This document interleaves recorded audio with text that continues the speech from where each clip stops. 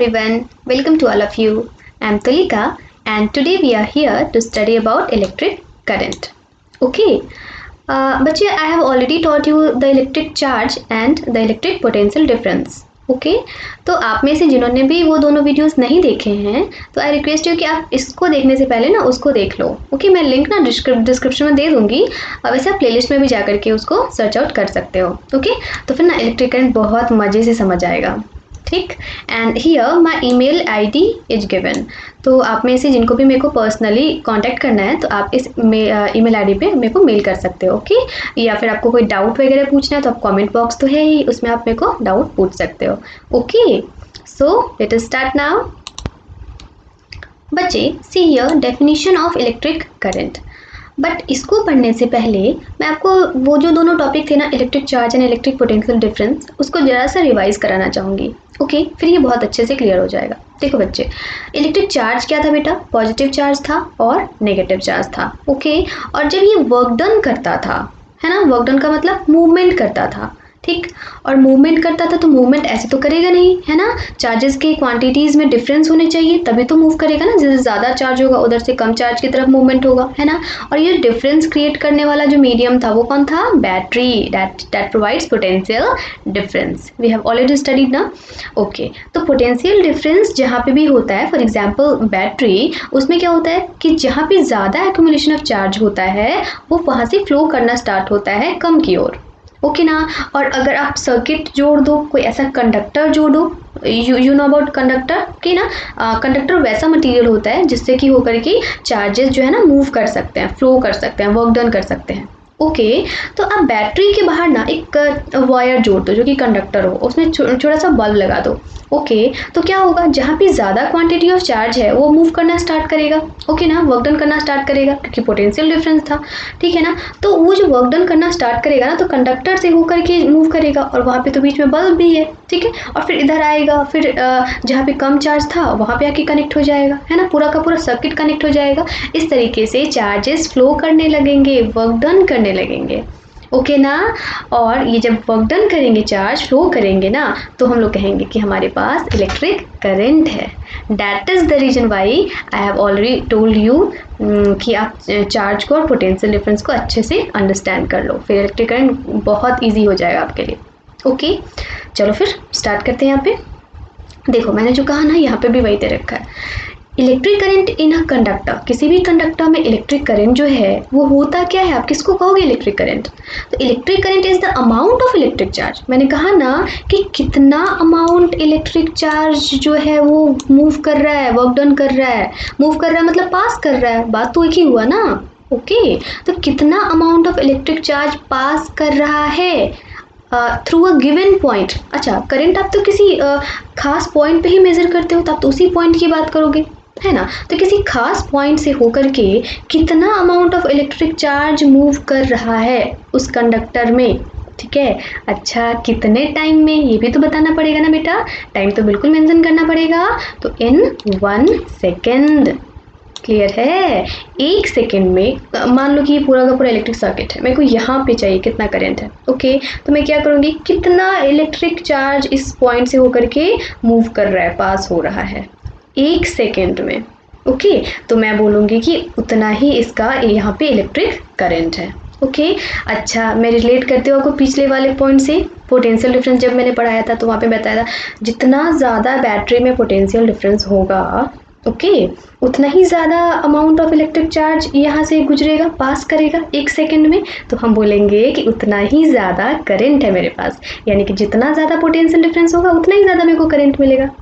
Clear है. Okay fine. चलो तो इस डेफिनेशन के आधार पे हम लोग यहाँ पे फॉर्मूला डिराइव कर सकते हैं. देखो फॉर्मूला रटने की ज़रूरत नहीं है, आप डेफिनेशन अच्छे से समझ लो ना तो फॉर्मूला तो अपने आप ही क्लियर हो जाएगा. ओके अब देखो यहाँ पे करंट किसको बोलेंगे, तो अमाउंट ऑफ चार्ज मूविंग पर सेकेंड.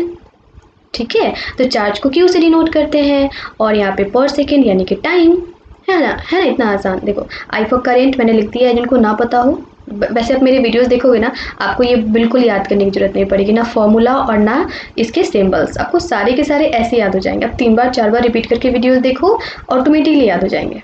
ओके चलो तो यहाँ पे इस तरीके से हमारा हुआ formula I equals to Q upon T.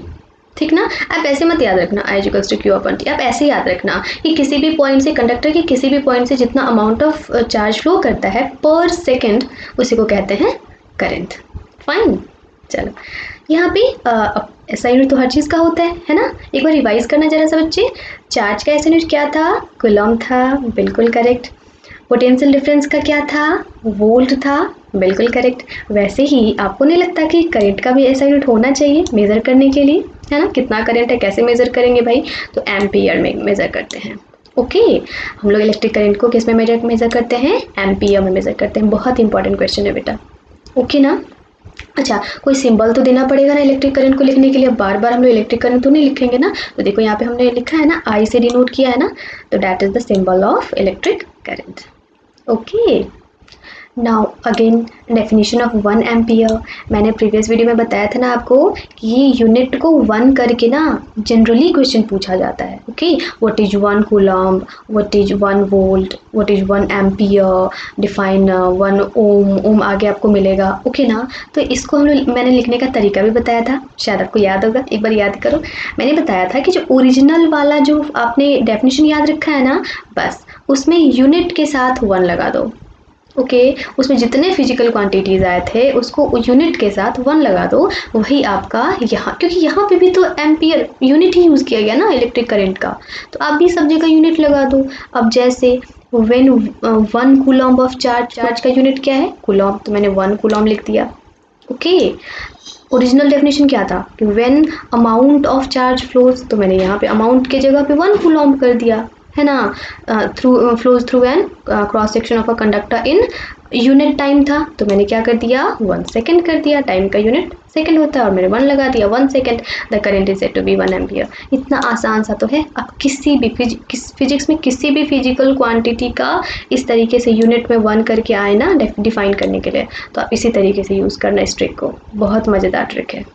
Okay, चलिए अब यहाँ पे फॉर्मूला क्या हो जाएगा, तो ये तो आसान है ना। करंट का क्या होता है ऐसा यूनिट, एम्पियर, तो 1 एम्पियर हो गया।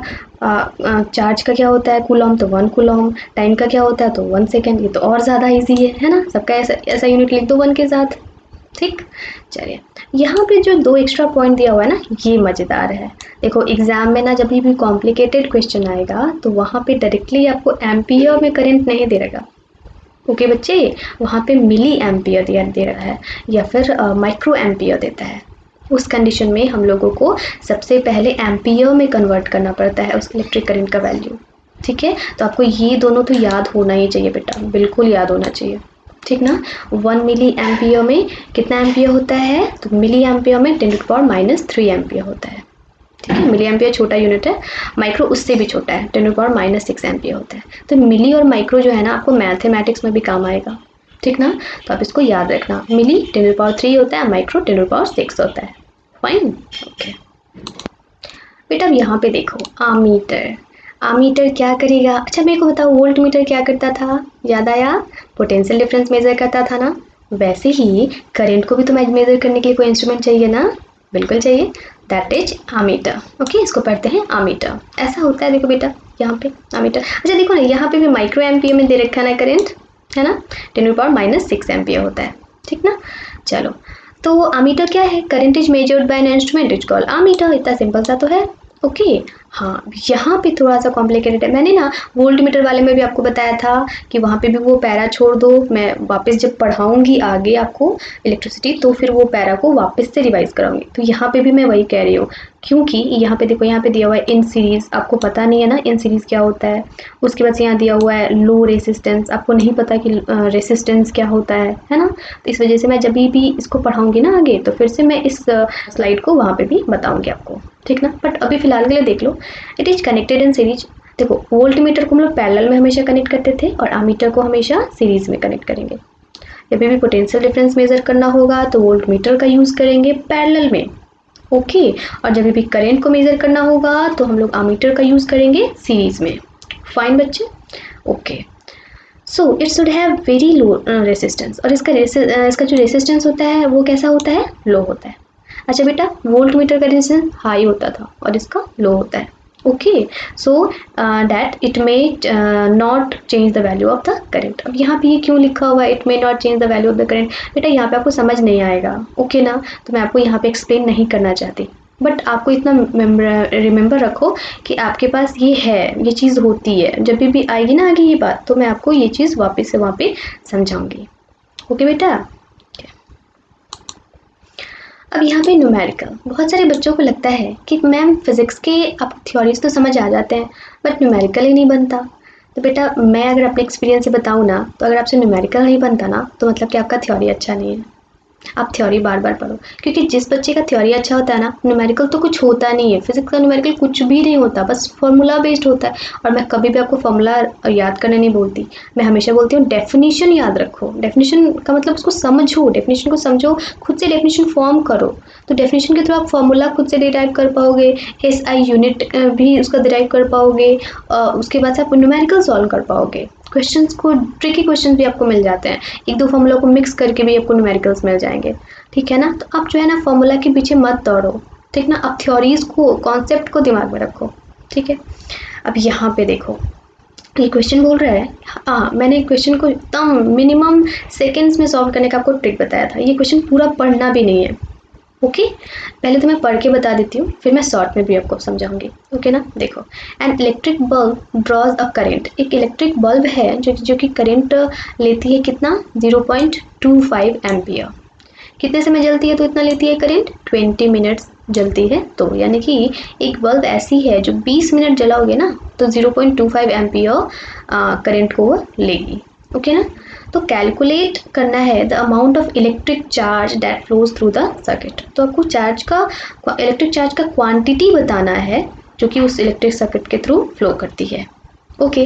तो देखो बहुत सारे बच्चे हैं जो इसको पूरा का पूरा पढ़ेंगे, पढ़ने में 1 मिनट लगाएंगे, 2 मिनट लगाएंगे, फिर कंक्लूजन निकालेंगे कि वो अच्छा करंट दे रखा है, टाइम दे रखा है और मेरे को अमाउंट ऑफ इलेक्ट्रिक चार्ज पूछा है।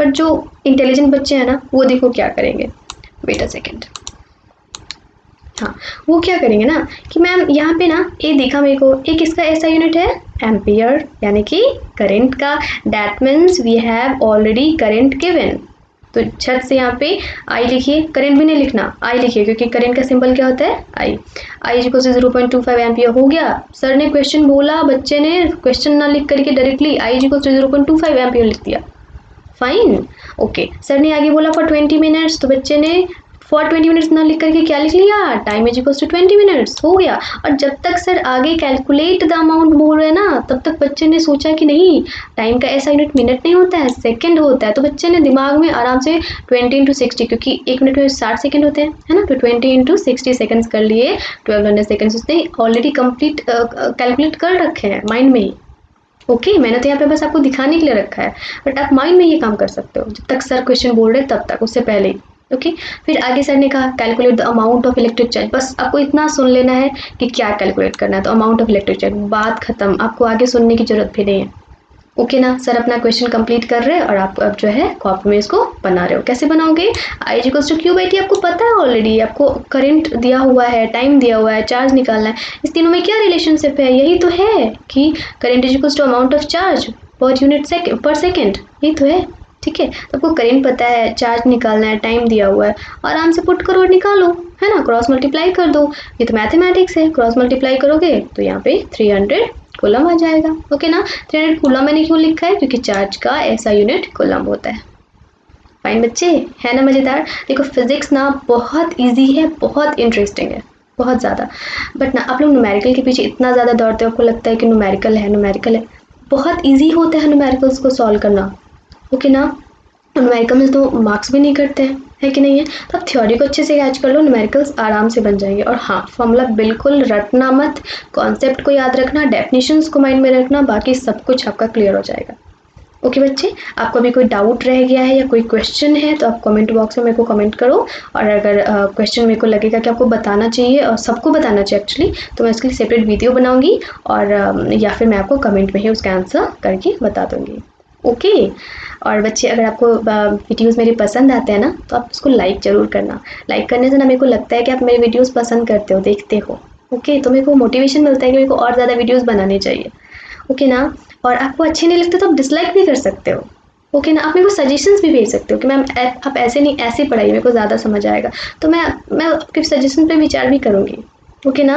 और आप जितना ज़्यादा से ज़्यादा शेयर कर सकते हो वीडियो को अपने फ्रेंड्स में, तो आपको शेयर भी करना चाहिए, है ना, क्योंकि आपको तो पता है नॉलेज बांटने से बढ़ती है ना। और बच्चे आपको थैंक यू भी बोलेंगे, आपके फ्रेंड्स। ओके, चलो फिर मिलते हैं हम लोग नेक्स्ट वीडियो में। ठीक है, बाय बाय, थैंक यू।